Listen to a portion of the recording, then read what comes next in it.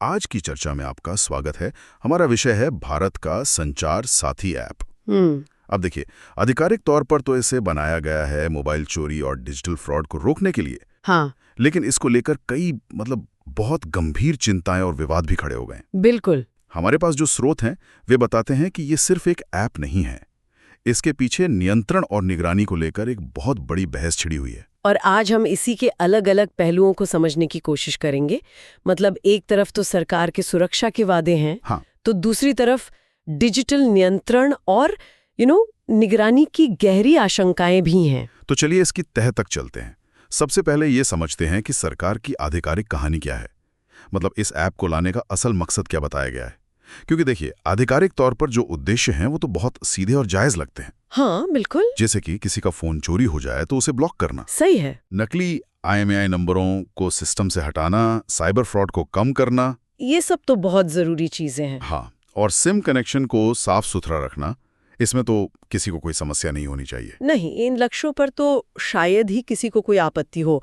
ये वाकई में बहुत गंभीर समस्याएं हैं।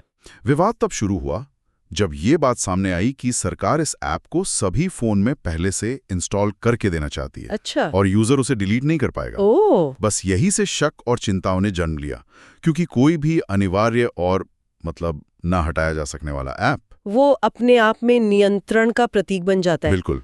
और इसी बात से सबसे पहली और सबसे लोकप्रिय थ्योरी निकलती है। लोगों को डर है कि संचार साथी असल में एक राष्ट्रीय स्तर का निगरानी नेटवर्क बनाने का जरिया है। हाँ, एक मैसिव सर्वेलेंस नेटवर्क। इसके पीछे का तर्क ये है कि IMEI मतलब फोन की यूनिक आईडी, हाँ, सिम कार्ड और आधार जो नागरिक की यूनिक आईडी है, इन तीनों को एक ही जगह पर लिंक कर दिया जाएगा। अगर ऐसा होता है तो हर डिवाइस को ट्रैक करना संभव हो जाएगा। पर क्या ये तकनीकी रूप से संभव है? यहाँ दिलचस्प बात यह है कि तकनीकी रूप से ये बिल्कुल संभव है जब आप इन 3 शक्तिशाली पहचानकर्ताओं को एक साथ मिलाते हैं तो एक बहुत मजबूत ट्रैकिंग सिस्टम तैयार होता है। बाप रे। हालांकि मैं ये साफ कर दूं, इस बात का कोई पुख्ता सबूत नहीं है कि सरकार ऐसा कर रही है। तो फिर ये डर क्यों? डर इसलिए है क्योंकि ऐप जिस तरह की और जितनी सारी परमिशन मांगता है वो लोगों के मन में इस शक को और भी गहरा कर देता है। देखिए, जब पारदर्शिता की कमी होती है तो ऐसी आशंकाएं स्वाभाविक रूप से बढ़ती हैं। ठीक है, अगली थ्योरी भी काफी सोचने पर मजबूर करती है। ये कहती है कि सरकार की मंशा ये है कि डिजिटल दुनिया में कोई भी व्यक्ति गुमनाम या एनोनिमस न रहे।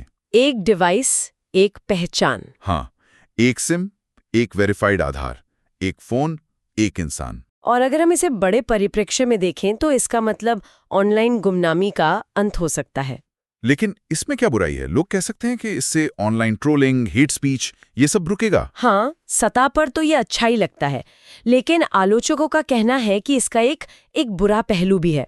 भविष्य में सरकार की नीतियों की आलोचना करने वालों, विसल ब्लोअर्स, हाँ, विसल ब्लोअर्स या विरोध प्रदर्शन आयोजित करने वालों को बहुत आसानी से ट्रैक किया जा सकेगा। यह गुमनामी के अधिकार और अभिव्यक्ति की स्वतंत्रता पर एक बहुत बड़ा सवाल खड़ा करता है। और एक तीसरी थ्योरी भी है जो थोड़ी फिल्मी लगती है लेकिन काफी वायरल है। अच्छा। कुछ लोगों का मानना है कि ये ऐप सुरक्षा एजेंसियों के लिए एक बैकडोर यानी चोर दरवाजा हो सकता है। बैकडोर मतलब? इसका मतलब ये है कि एजेंसियों को शायद किसी डिवाइस की पहचान ट्रैक करने के लिए टेलीकॉम कंपनियों की मदद की जरूरत ही न पड़े। अच्छा, मतलब वो सीधे इस ऐप के जरिए ऐसा कर सकती हैं? हाँ, बिल्कुल। सबूत मौजूद नहीं है। लेकिन भारत में निगरानी से जुड़े कानून बहुत स्पष्ट नहीं है।